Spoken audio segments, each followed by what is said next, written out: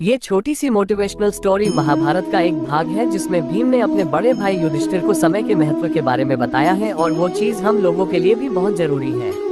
इसलिए यह motivational story in Hindi को अंत तक पूरा सुने। ये कहानी है महाभारत के समय की। महाभारत के युद्ध के बाद युधिष्ठिर ने राजा के रूप में शासन शुरू किया। युधिष्ठिर अपनी दानवीरता और उदारता के लिए प्रसिद्ध थे। जो कोई भी अपनी इच्छा पूरी करने के लिए तीर्थयात्रियों के पास जाता है वो कभी खाली हाथ नहीं लौटता। एक बार देर रात को एक भिखारिन महल के दरवाजे पर आई दान प्यारा लगा। उस समय राजा युधिष्ठिर सो रहे थे। रानी द्रौपदी ने उन्हें जगाया, लेकिन युधिष्ठिर ने कहा, मैं बहुत थक गया हूँ। सुबह तक इंतजार करने के लिए कहा। कल सुबह उठने के बाद मैंने उसे उसके वजन के बराबर सोने के सिक्के दिए। द्रौपदी ने ये भीम को बताया। भीम ने जब ये बात कही तो वो तेजी से उस बड़ी घंटियों के पास चली गई जो महल की छत पर थी, और वो सिर्फ तब घंटियां बजाती थी जब राजा युवराज कोई बड़ा युद्ध वापस नहीं लेते थे। भीम ने बिना रुके उस घंटी को जोर जोर से बजाया। घंटियों की आवाज सुनी हर किसी को लगा कि राजा भैया किसी महान युद्ध को अंतिम संस्कार के लिए आए हैं। इसे देखने के लिए सभी पांडव और राज्य के लोग वहां इकट्ठे हो गए। काफी देर तक घंटी बजती रही। अंत में राजा युधिष्ठिर को भी उठना पड़ा। उन्होंने भीम से पूछा, तुम इतनी रात को घंटियां क्यों बजा रहे हो? भीम ने टिप्पणी करते हुए उत्तर दिया, ऐसा ही है क्योंकि आज तुमने बहुत बड़ी जीत हासिल कर ली है। ये सुनकर राजा युधिष्ठिर आश्चर्यचकित हो गए और पूछा, ये तुम क्या कह रहे हो? इतनी रात को मैंने युद्ध कौन जीता? भीम ने उत्तर देते हुए कहा, बड़े भाई, आज तुमने यही समय लिया है। आपकी महारानी से कहा कि सुबह सुबह भिखारियों को दान कल मिलेगा। अब इसने घोषणा की है कि जब भी वो समय के साथ जीत हासिल कर लेगी तभी कुछ कर सकती है। क्या आपको विश्वास है कि सुबह कल तक आप जीवित रहने के लिए दान दे देंगे और फिर यह भिक्षा इसे जीवित रहने के लिए प्राप्त कर लेंगे? इस प्रेरक कहानी से हमें ये सीख मिलती है, हम सभी के पास सीमित समय होता है और कोई नहीं जानता कि आने वाले कल में क्या होगा। इसलिए जो आप आज और अभी भी काम कर सकते हैं, कभी कभी उसे आने वाली कल के लिए कभी ना छोड़े, क्योंकि कल कभी नहीं आता है पर सामान कल कभी नहीं आता है। हमारी जिंदगी हमारा आज से ही है।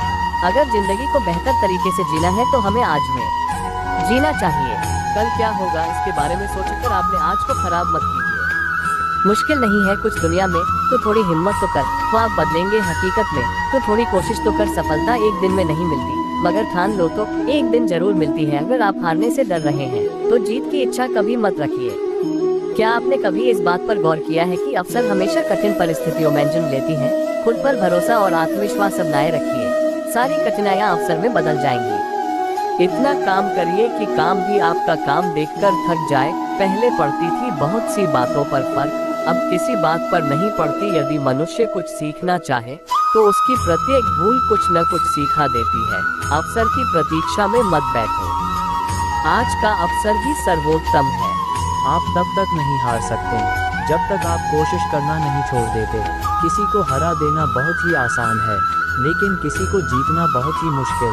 जब तक किसी काम को किया नहीं जाता तब तक वो असंभव ही लगता है। जरूरी नहीं कि मिठाई खिलाकर ही दूसरों का मुंह मीठा करें।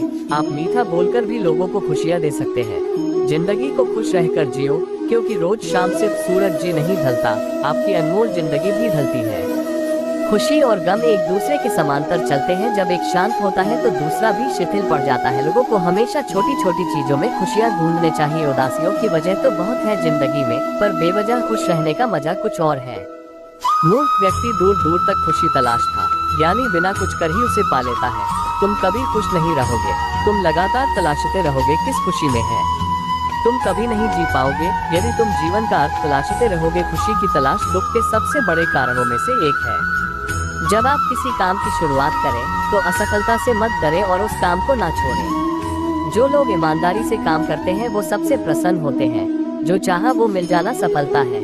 खुशी उपलब्धि पाने के उत्साह और रचनात्मक प्रयास के रोमांच में निहित है।